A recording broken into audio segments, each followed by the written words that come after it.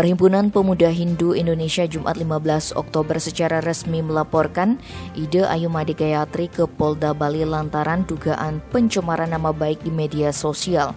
Pelaporan tersebut merupakan langkah lanjutan yang ditempuh Pradah Indonesia setelah menunggu iktikat baik dari Dayu Gayatri dalam 2 kali 24 jam sebagaimana yang disampaikan dalam pernyataan resmi Pradah Indonesia pada 12 Oktober 2021 pukul 22 WIB.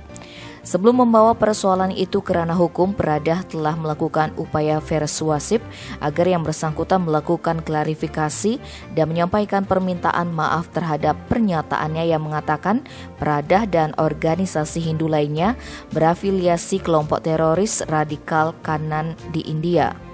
Namun hingga pukul 23 pada Kamis 14 Oktober 2021 Dayu Gayatri tidak memenuhi tuntutan sebagaimana dalam pernyataan resmi Pradah Indonesia.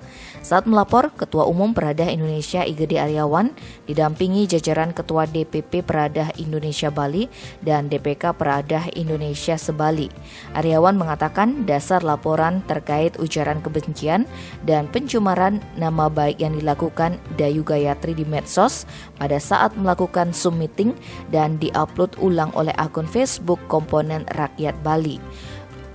Pihaknya menilai pernyataan itu tidak berdasar, simpulan yang dangkal dan membuat kegaduhan di internal umat Hindu di Indonesia. Narasi yang dibangun dinilai sebagai fitnah yang keji dan merusak citra Pradah Indonesia sebagai wadah pemuda Hindu di Indonesia.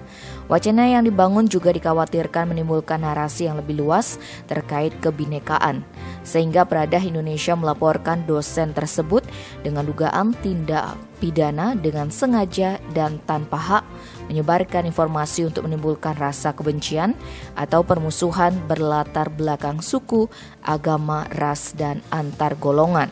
Selain itu, tindak pidana dengan sengaja dan tanpa hak mendistribusikan atau mentransmisikan membuat dapat diaksesnya informasi elektronik dan atau dokumen elektronik yang memiliki muatan penghinaan. Tak hanya Pradah, KMHDI juga melaporkan Dayu Gayatri atas kasus serupa.